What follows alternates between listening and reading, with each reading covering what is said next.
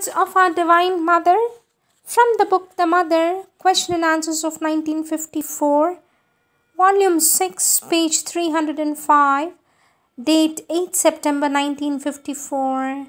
This talk is based upon Sri Aurobindo's Basis of Yoga, Chapter 1, and the book is comprised of extracts from letters written in reply to the queries of disciples, and goes it like this. The forces that stand in the way of the sadhana are the forces of the lower mental, vital and physical nature.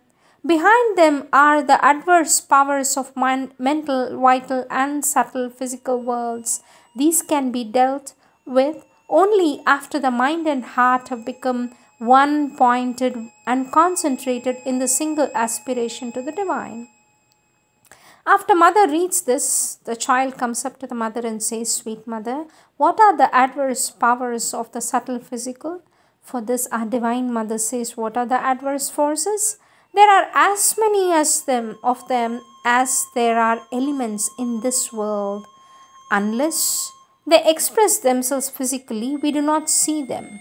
So, we are not aware of them. But I told you the other day that the atmosphere is full of countless formations which are usually made up of thoughts, desires, impulses, wills, of which all are mixed as men's thoughts. These are good ones, they are bad ones. And behind that there are all the formations of the vital world, a world essentially hostile to the divine.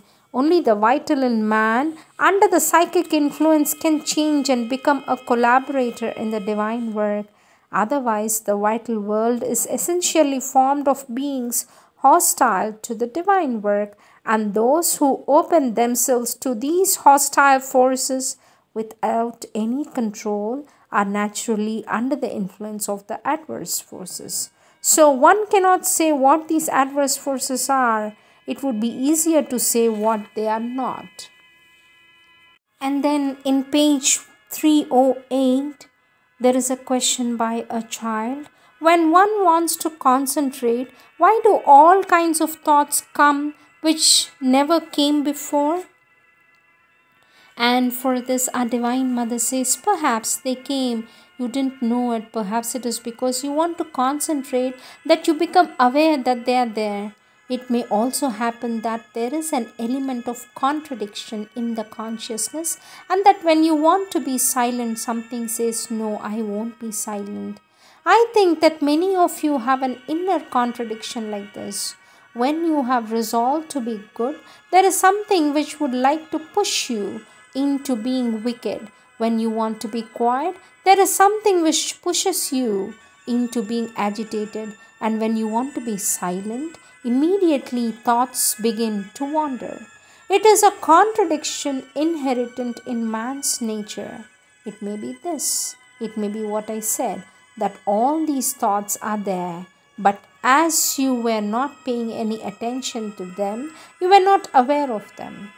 It is quite certain that to create absolute silence is of all things the most difficult, for many things of which one was not aware became enormous.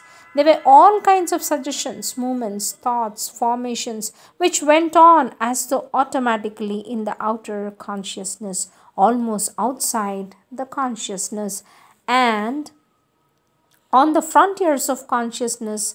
As soon as one wants to be absolutely silent, one becomes aware of all these things which go on moving and moving and moving and make a lot of noise and prevent you from being silent. That is why it is better to remain quiet, very calm, and at the same time very attentive to remain quiet, attentive to something which is above you and to which you aspire. And if there is this kind of a noise passing like that around you, and mother moves her hands around her head, not to pay attention, not to look, not to heed it.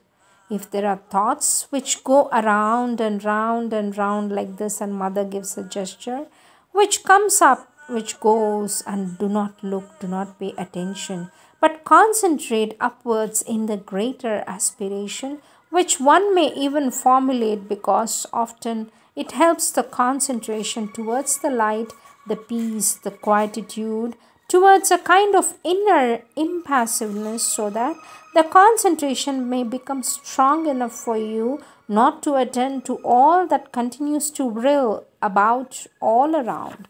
But if you suddenly you say, there's so much of noise, here is a thought, then it is finished. You will never succeed in being quiet.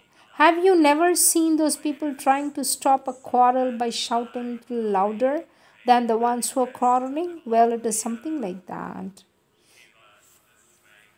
Next question on page 313. The child says, how can we establish a settled peace and silence in the mind, mother? For this, our divine mother says, first of all, you must want it. And then you must try and must persevere, continue trying.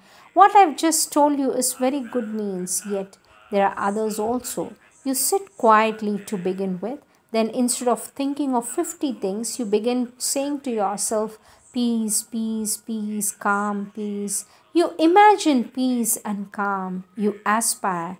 Ask that it may come, peace, peace. And then when something comes, touches you and acts, say quietly like this, peace, peace. Do not look at the thoughts. Do not listen to the thoughts. You understand? Do not pay attention to everything that comes.